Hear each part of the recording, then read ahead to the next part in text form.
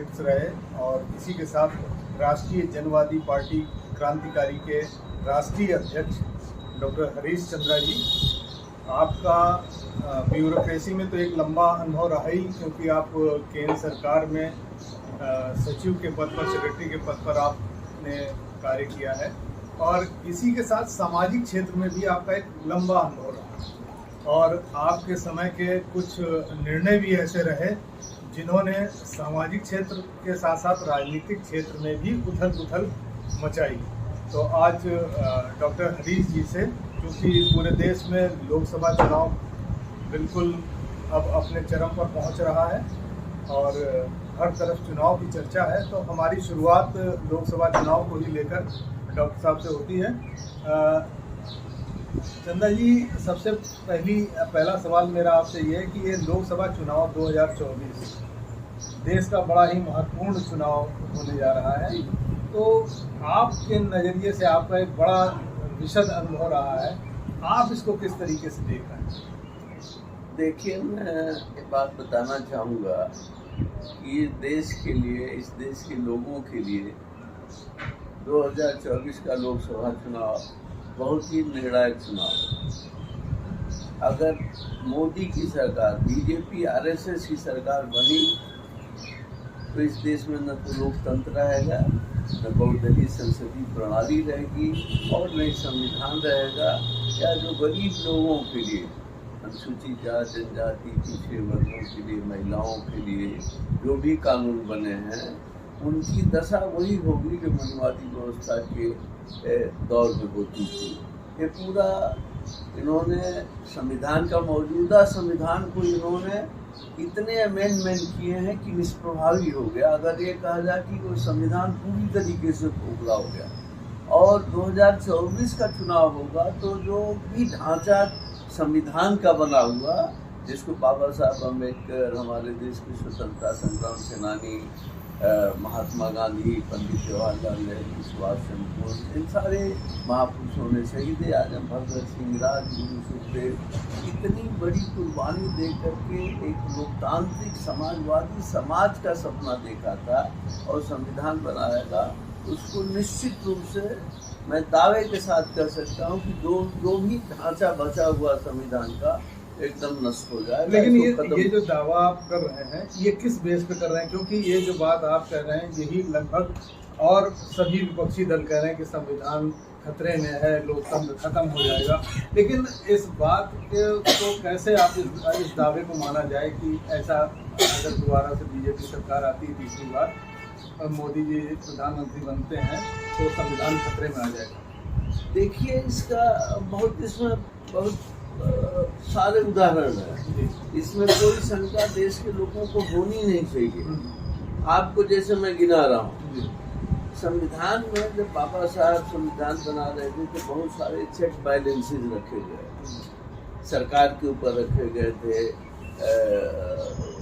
Legislature पर रखे थे कि इधर उधर न जाए। इन्होंने चेक बैलेंसेज जितने थे, मनमानी रोकने के लिए, तानाशाही रोकने के लिए जितने प्रावधान थे उसको खत्म कर दिया। जैसे मैं आपको बता रहा हूँ, संविधान को इन्होंने अभी बड़ी जद्दोजहद के बाद लोगों ने एक इंफॉर्मेशन, नेशनल इंफॉर्मेशन कमीशन बना था। कमीशन का ये था कि सरकार ने, आपको ताज्जुब होगा, हम लोगों को अगर अपना करेक्टर रोल देखना होता था तो एकदम गोपनीय रखा जाता था।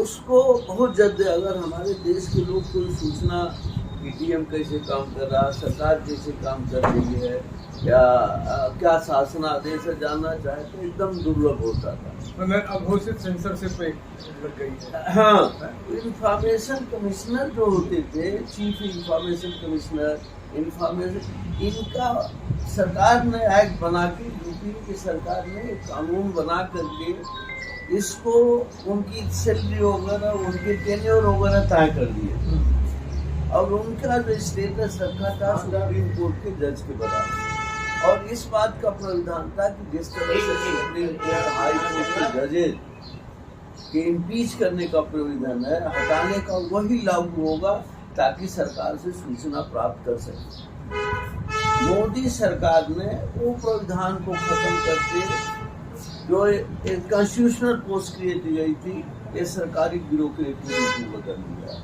कोई सेक्रेटरी की तरह से होगा, वो उसका सेक्रेटरी का आप जब जहाँ तनख्वाह कम कर सकते हैं, उसको इधर उधर पोस्ट कर सकते हैं, लेकिन इसको अब इन्होंने क्या कर दिया, किस तरह से आरक्षण को खत्म किया।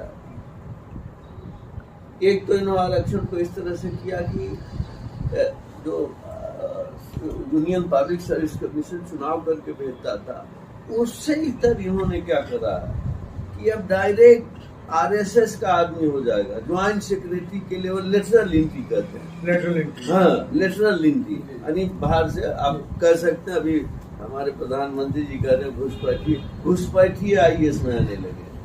यानी इन्होंने ये कर दिया है कि हम बड़े घराने अडानी अंबानी के जहाँ नौकरी करते हैं, नहीं तो ऐसा प्रोविजन होगा कुछ काम ऐसे तो नहीं, संविधान में ऐसा कोई प्रोविजन ना, प्रोविजन ये था। इन्होंने क्या किया है, बदल करके कर दिया है। अरे ये तर्क क्या देते हैं, हम आपको बता रहे हैं। ये कहते हैं कि हमें चाहिए, हमें केवल स्पेशलिस्ट आईएएस में केवल हमें ब्यूरोक्रेट नहीं चाहिए, विषय विशेषज्ञ होना चाहिए, इंजीनियर होना चाहिए, इकोनॉमिस्ट होना चाहिए, इंफॉर्मेशन टेक्नोलॉजी का जानकार होना चाहिए, डॉक्टर होना चाहिए। हम जब आईएएस में आए थे तब शायद बिरले डॉक्टर आईएएस में आते, इंजीनियर बिरले आते थे। अब बड़ी संख्या में जो सिविल सर्विसेज में जो चुनाव हो रहा है उसमें डॉक्टर आ रहे हैं, इंजीनियर आ रहे हैं, इकोनॉमिस्ट आ रहे हैं। तो इनका तर्क खोखला है कि हम इसलिए कह रहे थे कि केवल हम ब्यूरोक्रेट नहीं चाहते, स्पेशलिस्ट चाहते। जब आपको यूनियन पब्लिक सर्विस कमीशन चुन करके स्पेशलिस्ट दे रहा है, इकोनॉमिस्ट दे रहा है, इंजीनियर दे रहा है, डॉक्टर दे रहा है, तो आपको लेटरल एंट्री करने की क्या जरूरत है। इनकी मंशा यही है कि उसमें आरएसएस के लोगों को डायरेक्ट भर्ती करते हैं, आरएसएस के लोगों को भरेंगे, अडानी अंबानी के यहाँ जो नौकरी करते हैं कारपोरेट उनको रखेंगे। अगर मान लीजिए ये लेटरल एंट्री में क्या रिजर्वेशन का भी कुछ प्रोविजन है कि नहीं, रिजर्वेशन कैसे खत्म कर रहे हैं, आपने बहुत अच्छा सवाल पूछा। ये रिजर्वेशन का यूनियन पब्लिक सर्विस कमीशन से 2 लड़के लड़कियां चुन के आएंगे, उसमें रिजर्वेशन की व्यवस्था है, शेड्यूल कास्ट के लिए, शेड्यूल कास्ट के लिए, ओबीसी के लिए। इन्होंने एक नया जो संविधान के अंतर्गत नहीं, इकोनॉमिकली वीकर सेक्शन का संविधान में कोई प्रोविजन नहीं है। आप जानते हैं इस देश में जाति व्यवस्था है और 3000 वर्षों तक पढ़ाई लिखाई पर ब्राह्मणों का कब्जा था। यानी 10-5-7-8% मुश्किल से ब्राह्मण होंगे, उनका कब्जा था। सारे संसाधनों पर, कल कारखाने वगैरह पर, व्यापार पर वैश्यों का कब्जा था। अब इन्होंने 75 बरस भी नहीं हुए आजादी के, आरक्षण लागू किए हुए, जैसे इनके पेट में दर्द हो रहा, उसको खत्म कर रहे हैं। लेटरल एंट्री में न शेड्यूल कास्ट का आएगा, न शेड्यूल ट्राइब का, ओबीसी का, कोई आदमी उस लेटरल एंट्री में जिसको चाहे बहुसंख्यक। हाँ, एक इन्होंने क्या किया है, अब दिखाने के लिए कैबिनेट सेक्रेटरी के अध्यक्षता में कौन, अरे कैबिनेट सेक्रेटरी क्या है, जो प्रधानमंत्री कहेगा वो करेगा, उसकी हिम्मत थोड़े है। इस तरह से कर रहे हैं, जो सही इनको राय बात देने वाले हैं उन्होंने सारे इस तरह के सचिवों को किनारे लगा दिया है, जो इनकी हाँ में हाँ मिलाते हैं, इनको इनके बारे में बढ़िया छवि बना के अखबारों में, टीवी में देना चाहते हैं। उन्हीं अधिकारियों को इन्होंने अच्छी अच्छी पोस्ट दे रखी। लेकिन एक जो सबसे बड़ा सवाल ये उठता है, ये जो बात आपने कही, इससे देखा जाए तो बहुत बड़ा नुकसान दलित, पिछड़े और आदिवासी तबके का है। अगर लेटरल एंट्री के माध्यम से इस तरीके की भर्ती ये कर रहे हैं, लेकिन बीजेपी और प्रधानमंत्री दावा करते हैं कि हमें जो दलितों का बहुत बड़ा सपोर्ट है, हमें ओबीसी का बहुत बड़ा तबका हमको वोट देता है। तो क्या ये बात दलितों और ओबीसी की समझ में नहीं आ रही है कि किस तरीके से उनका नुकसान होता है? देखिए, आपने बढ़िया सवाल किया। इनका, अब मैं कहता हूँ काडर, मैं कहता हूँ इनका बहुत बड़ा गिरोह है, एक आरएसएस का गिरोह है, और उसमें आज मैं घी डालने का काम भी कर रहा हूँ। कारपोरेट घराने बड़ी मात्रा में आप देख रहे हैं कि अपार धन इनको दे रहे हैं। पहले आरएसएस का कार्यकर्ता वैसे अपनी सेवा भाव से अपने आइडियोलॉजी जो भी रही हो प्रभावित होकर काम करता। अब उनकी आरएसएस के कार्यकर्ता को 20,000 30,000 उनकी भी रैंकिंग हो गई है। तो इन्होंने जो इस देश के लोगों का अपार धन लूट करके बीजेपी के खजाने में डाला, उसका पूरी तरीके से दलितों को, आदिवासियों को, पिछड़ों को,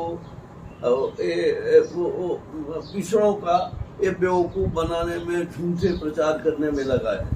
आप देख रहे हैं कि इनके सारे टीवी चैनल खरीदे हुए हैं। आप कोई डिसेंट की यानी जो प्रतिपक्ष की पार्टी होती किसी का आप देखेंगे, मोदी जी का होता है, मोदी जी की तारीफ, बीजेपी की तारीफ, आरएसएस की तारीफ, यानी कोई जो ये देश को, मैं दावे के साथ कह सकता हूं कि मोदी सरकार ने इस देश को 500 पीछे धकेल दिया है जो आर्थिक व्यवस्था है। मतलब आपके हिसाब से ये है कि जो देश की सही तस्वीर है वो सामने नहीं आ रही है, जिससे जो दलित, पिछड़ा, आदिवासी तबका उसको सही इंफॉर्मेशन मिल नहीं पा रही है। बिल्कुल सही और उसके कारण वो भ्रमित होकर भारतीय जनता पार्टी के सपोर्टर बने हुए हैं, प्रधानमंत्री मोदी के सपोर्टर बने हुए हैं, उनको अपनी सही स्थिति का ज्ञान नहीं।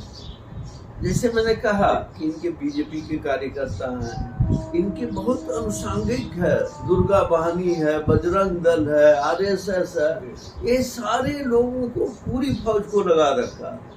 इसके अलावा लाखों के साधु संतों की फौज है जो मंदिरों में चंदा लेते हैं, खूब खाते पीते हैं और यही अंधविश्वास फैलाने में, लोगों को गलत सूचना देने में मोदी और बीजेपी आरएसएस की तारीफ करने में लगा।